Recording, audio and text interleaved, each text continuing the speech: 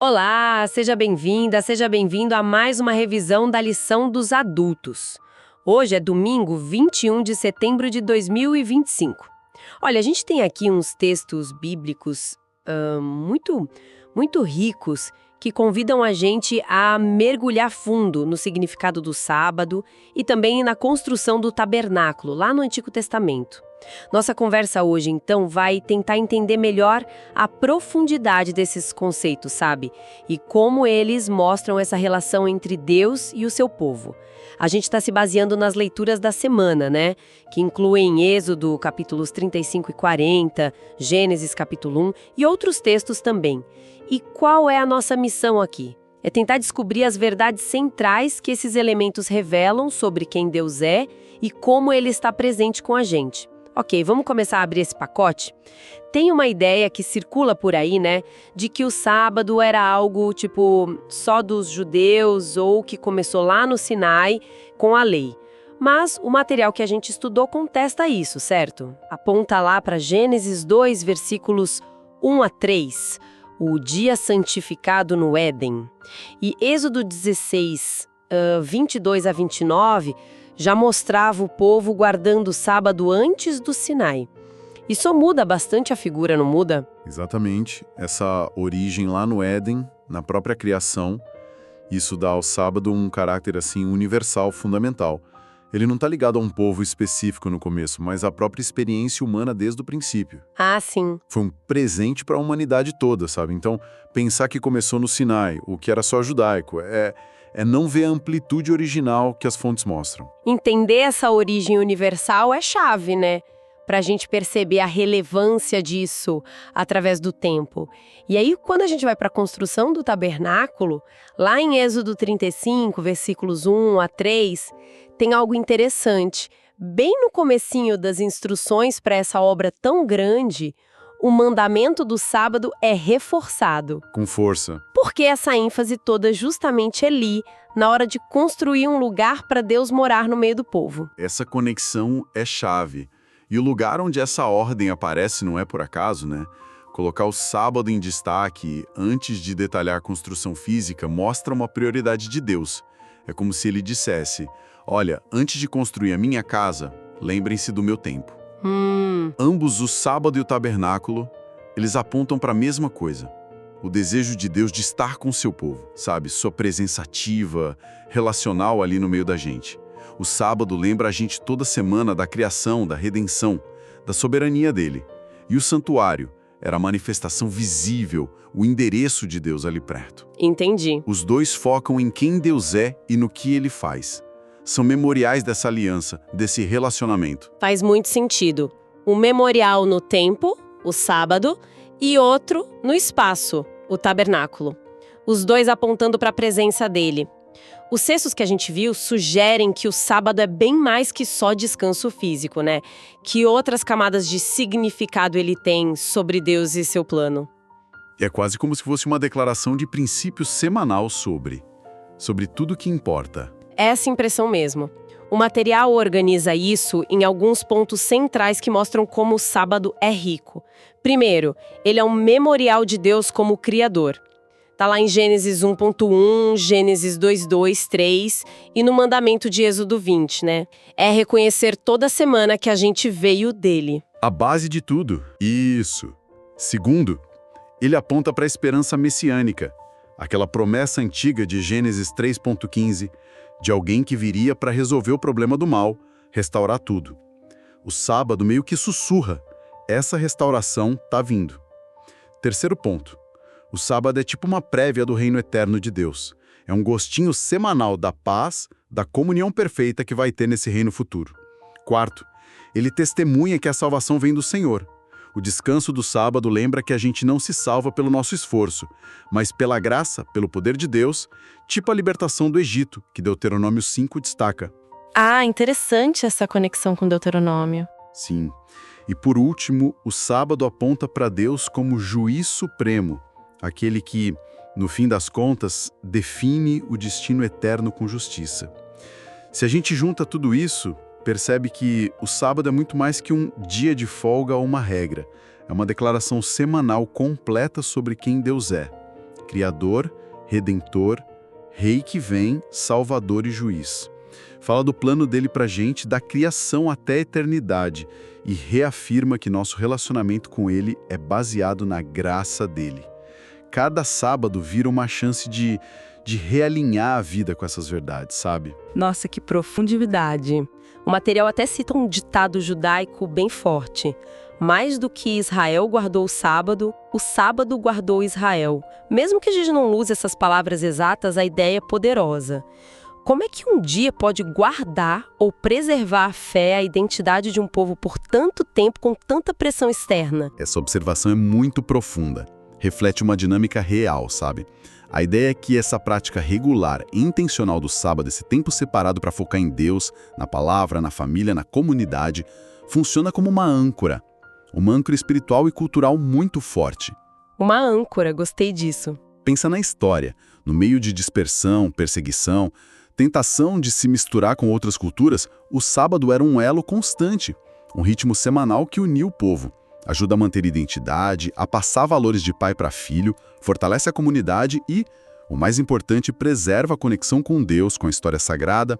É um ritmo que Deus deu que protege contra o desgaste da fé no dia a dia, né? Contra as pressões do mundo. Uma âncora espiritual e cultural. É bela imagem mesmo. E falando em conexão com Deus, o material que a gente está vendo destaca a tarefa principal do povo de Deus no Antigo Testamento, que, segundo as fontes, vale para hoje também. Viver perto de Deus, adorar, servir e, muito importante, mostrar uma imagem correta dele para as outras nações. Deuteronômio 4, versículos 5 a 8, sugere isso, né? Falando da sabedoria que essa relação traria, sendo um testemunho. E aqui a coisa fica, muito interessante quando a gente compara essa missão com aquela cena no Éden logo depois da queda, Gênesis 3, versículo 9. A reação de Adão e Eva quando ouvem Deus é se esconder. O pecado gerou medo, e esse medo, como o material mostra, distorce completamente nossa visão de Deus.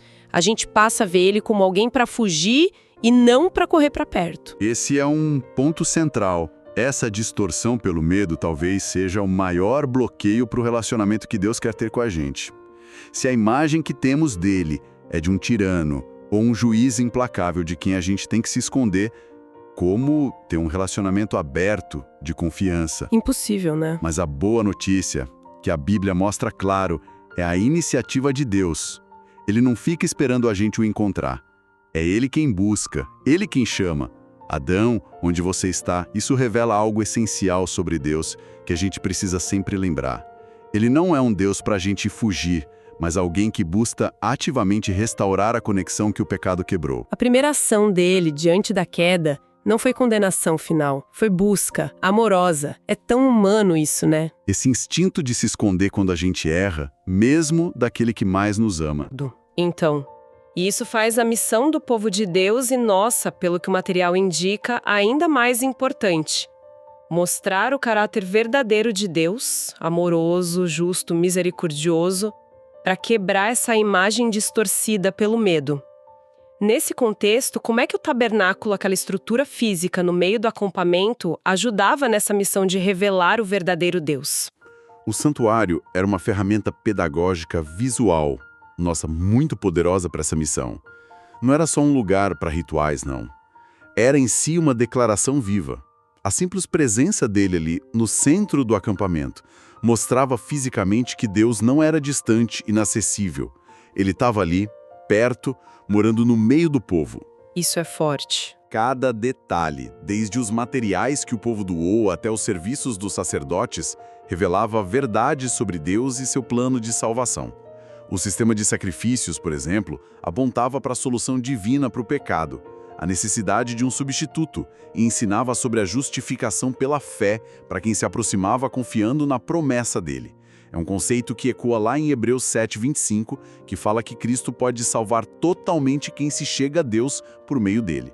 O tabernáculo era uma prova visível do desejo de Deus por comunhão, não distância. Era um convite constante, chega mais perto. E o ponto alto dessa construção, quando tudo fica pronto e Deus, de fato, se muda para lá, é descrito de um jeito tão forte em Êxodo 40, versículos 34 e 38. Então a nuvem cobriu a tenda do encontro E a glória do Senhor encheu o tabernáculo, pois de dia a nuvem do Senhor repousava sobre o tabernáculo, e de noite havia fogo nela, à vista de toda a casa de Israel. Que imagem! A presença ali visível e inegável de Deus no meio deles, guiando. É quase impossível não conectar isso com o que João escreveu séculos depois em João 1,14. E o Verbo se fez carne e habitou, que é literalmente tabernaculou entre nós, e vimos a sua glória. A linguagem é muito parecida. Sem dúvida, essa continuidade é profunda e muito bonita. O sábado, como a gente falou, é um memorial no tempo, uma lembrança semanal da presença e da obra de Deus, Criadora e Redentora. O tabernáculo foi uma manifestação física dessa presença no espaço, ali no deserto. Exato. E como você bem ligou, a encarnação de Cristo é a expressão máxima, pessoal, definitiva dessa mesma verdade. Deus vindo morar com a gente. Emanuel, Deus conosco. Todos esses elementos, o sábado, o santuário e Jesus Cristo serviram e servem a grande missão de revelar quem Deus realmente é, combatendo as distorções do medo, do pecado e convidando todo mundo de volta para o relacionamento para qual a gente foi criado. Então, juntando tudo, parece que sábado e tabernáculo não são só rituais antigos ou história, são expressões profundas desse desejo de Deus por relacionamento próximo, são símbolos fortes do poder dele como Criador e Redentor, e fundamentalmente foram e nos seus princípios ainda são ferramentas essenciais para a missão de mostrar o verdadeiro caráter dele para o mundo, um caráter de amor, de busca, de presença constante. Concordo totalmente. Eles mostram um Deus que não é distante, abstrato, mas que age para estar presente na vida do seu povo. Tanto no ritmo do tempo, o sábado, quanto na manifestação no espaço tabernáculo e supremo em Cristo. Isso talvez nos leve a uma reflexão final, né? Algo para a gente pensar durante a semana.